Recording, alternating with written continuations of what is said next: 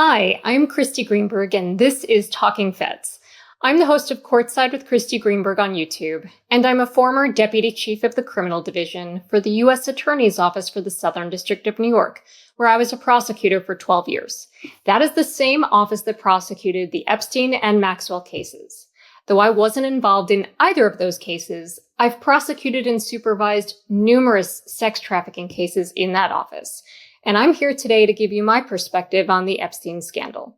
The most transparent administration in history. That was on the cover of the binders of Epstein file documents that Attorney General Pam Bondi handed out to influencers 6 months ago. But the documents in those binders were already public. Trump's commitment to transparency is a sham. The only thing Trump is committed to protecting is himself. And he has help. Trump's DOJ and congressional Republicans are protecting Trump too. They're using the same playbook that the National Enquirer used to protect Trump for decades, since the 90s. There are 3 plays: promote positive stories about Trump, attack Trump's enemies, and catch and kill damaging stories about Trump. Here's how that strategy has played out so far, and what I expect will come next on the Epstein scandal. First, Trump needs positive stories from people exonerating him from any wrongdoing in connection with Epstein's child sex trafficking. When Trump's DOJ went back on its promise to release the Epstein file after Trump's name came up in the file, it made Trump look like he had something to hide. If there was nothing damaging about Trump in the Epstein file, don't you think Trump's DOJ would have released it? So Trump needs people to say he didn't do anything wrong. Congressional Republicans delivered Bill Barr, and DOJ delivered Ghislaine Maxwell to do just that. Yesterday, the House Oversight Committee deposed former Attorney General Bill Barr. Committee Chairman James Comer said that Barr testified that he had not seen anything that might implicate Trump in Epstein's crimes. And like clockwork, many prominent right-wing influencers posted some variation of the same message, that Trump is cleared. No, he's not. My former boss, then SDNY U.S. Attorney Jeff Berman, supervised the Epstein case. Here's what he said in his book about Epstein and Barr. He said, "I never briefed Barr on the investigation. The charges we were seeking did not need Main Justice approval, and I couldn't think of any way in which he would be of help. Keeping him out of the loop also meant that if he had any concerns or objections, we didn't have to deal with them." Barr was never briefed on the investigation, and there's no reason to believe Barr himself reviewed the Epstein file. That's just not what attorney generals do. It's also a massive file, and Epstein died a month after he was indicted. So if Barr didn't review or get briefed on the Epstein file, he's in no position to clear Trump. And neither is Ghislaine Maxwell, a convicted sex trafficker.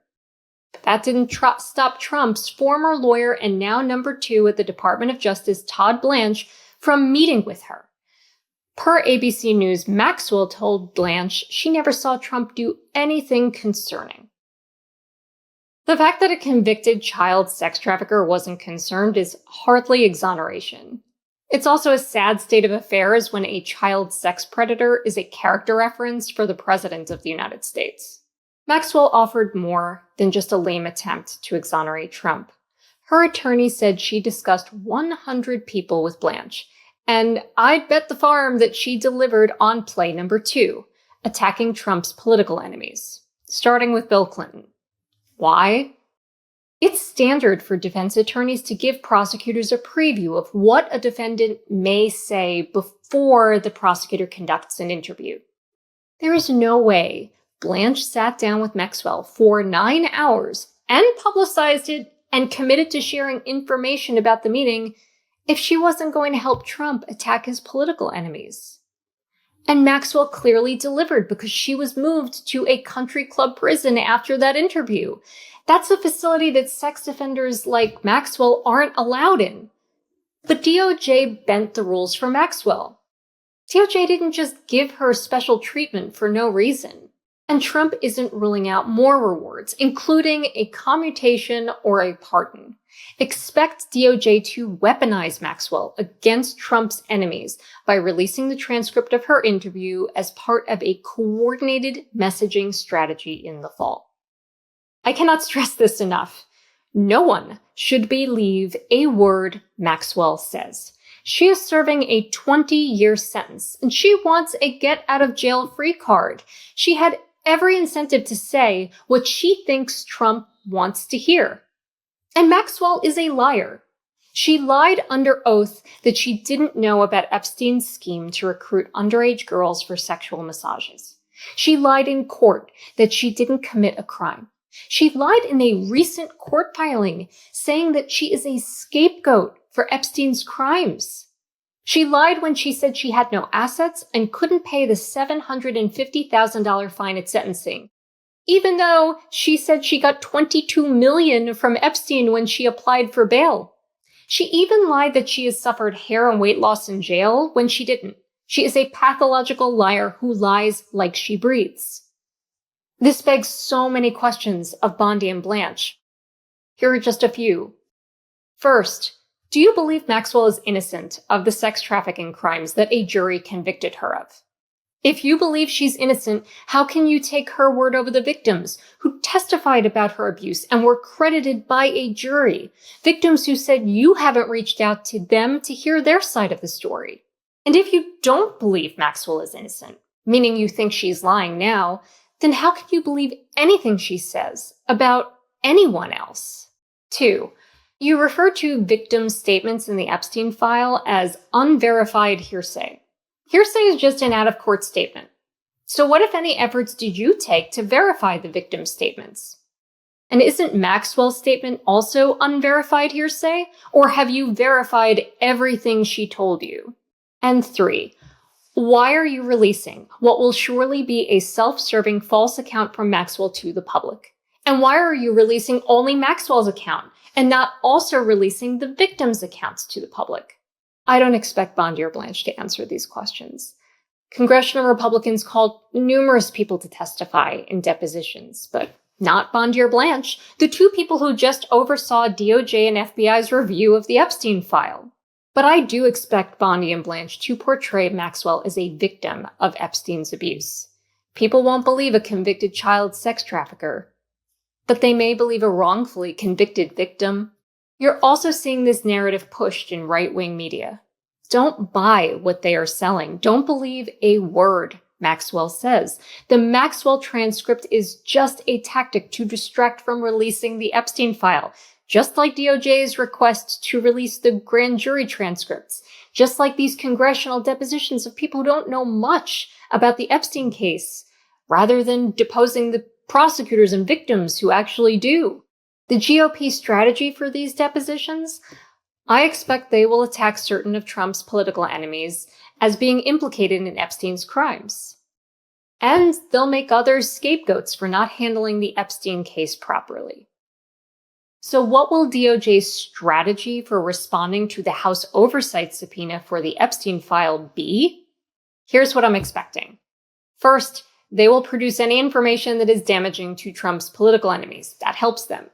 Second, they will produce information that is already public about Epstein and Maxwell. That's what they tried to do by seeking the grand jury transcripts, which just contained already public information. And that's what they tried to do by providing binders of documents that were already public to influencers. What won't DOJ do? They won't produce anything on Trump from the Epstein file. They will stonewall. They will claim every possible privilege imaginable. And Comer won't take Trump's DOJ to court. Instead, he'll point to all the documents DOJ provided as evidence of DOJ's cooperation to save face, even though it's not real cooperation, it's just the illusion of cooperation. This is play number 3, catching and killing damaging stories about Trump in the Epstein file. If DOJ was going to produce the Epstein file, it wouldn't be in response to a congressional subpoena. It would have been a major DOJ event. DOJ was worried enough about what was in there to have agents flag mentions of Trump, to have Bondi and Blanche brief Trump on it, and to not release the file after promising they would and then not explain the 180. And yes, it is totally improper for a prosecutor to brief an individual whose name appears in a criminal case file about that information. The only possible reason to do that is to protect Trump, not the victims, and not to protect the public interest. And these guys love talking about Epstein. There wasn't a camera that Bondi or Patel didn't like. Now, crickets. All we've got is a 2-page unsigned memo that raises more questions than it answers.